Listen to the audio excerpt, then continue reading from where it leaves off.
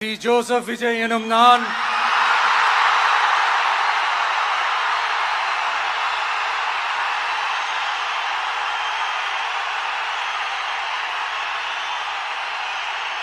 சட்டப்படி அமைக்கப்பெற்ற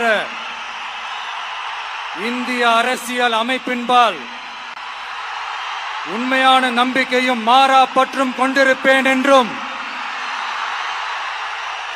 இந்திய நாட்டின் ஒப்பில்லாத முழு முதல் ஆட்சியையும் ஒருமையையும் நிலை நிறுத்துவேன் என்றும் தமிழ்நாட்டு அரசின் முதலமைச்சராக உண்மையாகவும் உளச்சான்றின்படியும் என் கடமைகளை நிறைவேற்றுவேன் என்றும்